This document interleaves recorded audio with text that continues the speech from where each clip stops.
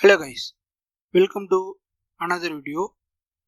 இந்த வீடியோவை ஒரு சின்ன குட்டி ஸ்டோரியிலிருந்து ஆரம்பிக்கலாம் அப்படின்ட்டு நினைக்கிறேன். என்னன்னா, இந்தியாவில் ஒரு நியூக்ளியர் பவர் பிளான்ட் இருக்குது. அந்த பவர் பிளான்ட்டை எலக்ட்ரிசிட்டி ஜெனரேட் பண்ணி லட்சக்கணக்கான வீடுகளுக்கு பவர் சப்ளை பண்ணுது. ஆனால் ஒரு நாள் அந்த பிளான்ட்டில் வேலை செய்கிற என்ஜினியர்ஸ் ஒரு மிகப்பெரிய ப்ராப்ளமை ஃபேஸ் பண்ணுறாங்க. அது என்னன்னா, நியூக்ளியர் ஃபியூல் ஷார்ட்டேஜ்.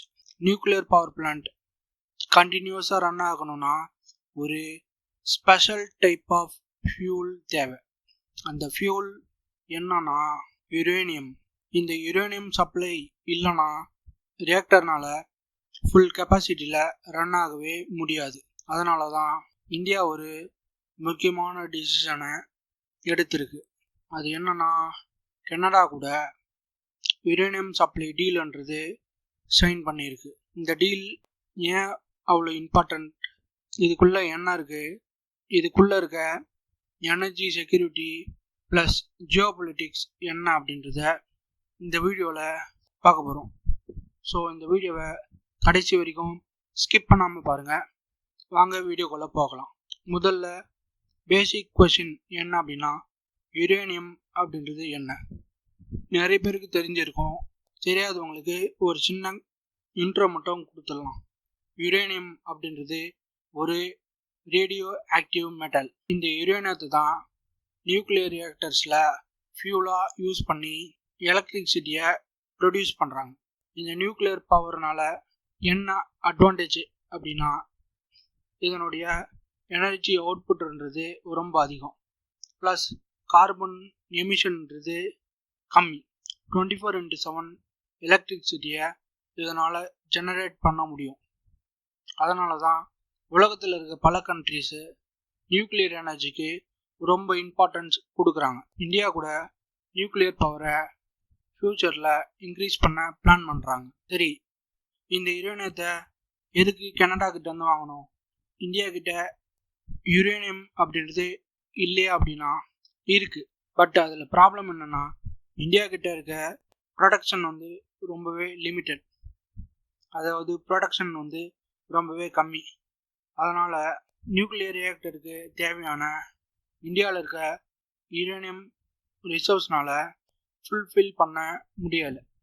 அதாவது இன்னும் எப்படி தெளிவாக சொல்லலாம்னா, இந்தியாவில் இருக்க நியூக்ளியர் ரிசோர்ஸ்னால் நியூக்ளியர் ஃபியூல் ஷார்ட்டேஜ்ன்றது சம்டைம்ஸ் கிரியேட் ஆகுது. இப்போது இந்தியா கஜகஸ்தான், ரஷ்யா மற்றும் கனடா இவங்ககிட்ட இருந்து யுரேனியத்தை இம்போர்ட் பண்ணுறாங்க.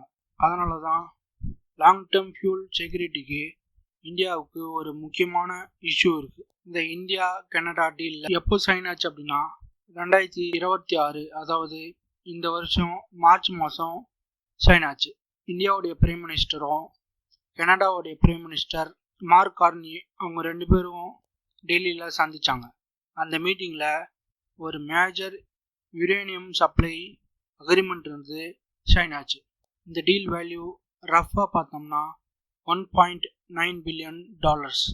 இந்த அக்ரிமெண்ட் படி கனடாவோட கேம் எக்கோ அப்படின்ற கம்பெனி இந்தியாவுக்கு தேவையான யுரேனியத்தை சப்ளை பண்ணோம். இது எப்போத்துலேருந்து சப்ளை பண்ணோம் அப்படின்னா 2027 2035 வரைக்கும் இந்த கம்பெனி இந்தியாவுக்கு தேவையான யுரேனியத்தை சப்ளை பண்ணுவாங்க. இதனுடைய மெயின் பர்பஸ் என்ன அப்படின்னா, இந்தியாவில் இருக்க நியூக்ளியர் பவர் பிளான்ட்டுக்கு லாங் டேர்ம் ஃபியூல் செக்யூரிட்டியை ப்ரொவைட் பண்ணுறது தான் இந்த அக்ரிமெண்ட்டுடைய மெயின் ஆப்ஜெக்டிவ். நம்ம முன்னாடியே பார்த்தோம், இந்தியாவில் யுரேனியம் ரிசர்வ் இருக்குது அப்படின்ட்டு. நாளைக்கு கனடாவில் இருந்து வரக்கூடிய யுரேனியத்தை சிவில் பர்பஸ்க்கு யூஸ் பண்ணிக்கிட்டு இந்தியாவில் இருக்க நியூக்ளியர் ரிசர்வ்ஸை மிலிட்ரிக்கோசம் நம்மளால் ஒதுக்க முடியும். இது ஜஸ்ட் ஒரு எனர்ஜி டீல் அப்படின்ட்டு மட்டும் எடுத்துக்க கூடாது. இதில் ஜியோ பொலிட்டிக்கல் ஆங்கிள் கூட நிறையவே இருக்குது. என்னென்னா, கொஞ்சம் வருஷத்துக்கு முன்னாடி இந்தியா கனடாவுடைய ரிலேஷன்ஷிப்பு, அதாவது டிப்ளமேட்டிக் டென்ஷன்ஸு ரொம்ப அதிகமாக போயிட்டு ரொம்ப பிரச்சனையில் இருந்ததை நம்ம எல்லாருக்குமே தெரியும். இப்போது புது பிரதமர் வந்ததுக்கப்புறம் இந்தியா கனடா ரிலேஷன்ஷிப்பை ரீசெட் பண்ணுற ட்ரை பண்ணார். அதனுடைய விளைவாக தான் இந்த அக்ரிமெண்ட் வந்தது ஷைன் ஆயிருக்கு. இந்த அக்ரிமெண்ட் ஷைன் ஆன உடனே பக்கத்து நாடான பாகிஸ்தான் ரியாக்ஷன் பண்ணியிருக்காங்க. பாகிஸ்தானுடைய ஃபாரின் அஃபிஷியல் ஸ்போக்ஸ் பர்சன் அவர் என்ன சொல்லியிருக்காங்க அப்படின்னா, இந்த அக்ரிமெண்ட்டை பற்றி பேசும்போது இந்த டீலில் சவுத் ஏஷியாவுடைய ஸ்ட்ராட்டஜிக் பேலன்ஸுக்கு இம்பேக்டை க்ரியேட் பண்ணோம் அப்படின்ட்டு அவருடைய கன்சர்னை பதிவு பண்ணியிருக்காரு. அவங்க இந்த அக்ரிமெண்ட் மூலயமா என்ன சொல்கிறாங்க அப்படின்னா, கனடாவிலேருந்து யுரேனியம் சப்ளை கிடைச்சிது அப்படின்னா இந்தியாவில் இருக்க சிவில் நியூக்ளியர் ரியாக்டர்ஸ்க்கு தேவையான ஃபியூலுன்றது கனடா கொடுக்குற ஃபியூலை அவங்க யூஸ் பண்ணிப்பாங்க. அப்போது இந்தியாவில் ஆல்ரெடி இருக்க டொமஸ்டிக் யுரேனியம் ரிசர்வ்ஸை மிலிட்ரி நியூக்ளியர் ப்ரோக்ராமுக்கோசம் அவங்க டைவெர்ட் பண்ண வாய்ப்பு இருக்குது அப்படின்ட்டு பாகிஸ்தான் கிளைம் பண்ணுது. அதாவது சிம்பிள் எப்படி சொல்லலாம்னா, இந்த டீல்னால பாகிஸ்தான்ன்றது ரொம்பவே பயந்துட்டு இருக்கு. ஏன்னா இந்தியாவில் இருக்க நியூக்ளியர் ரிசோர்ஸை வச்சு நியூக்ளியர் வாரட்ஸை இன்க்ரீஸ் பண்ண இந்த டீல் வந்தது யூஸ் ஆகும் அப்படின்ட்டு பாகிஸ்தான் கதறிட்டு இருக்கு. ஓவராலாக பார்த்தோம்னா இந்தியா கனடா யுரேனியம் டீல்ன்றது ஒரு சின்ன ட்ரேட் அக்ரிமெண்ட் மாதிரி தெரியும். பட் ஆனால் அப்படி கிடையாது. இது இந்தியாவுடைய எனர்ஜி செக்யூரிட்டிக்கும் நியூக்ளியர் பவர் பிளான்ட்டு எக்ஸ்பான்ஷனுக்கும் இந்த டீல்ன்றது யூஸ் ஆக போகுது.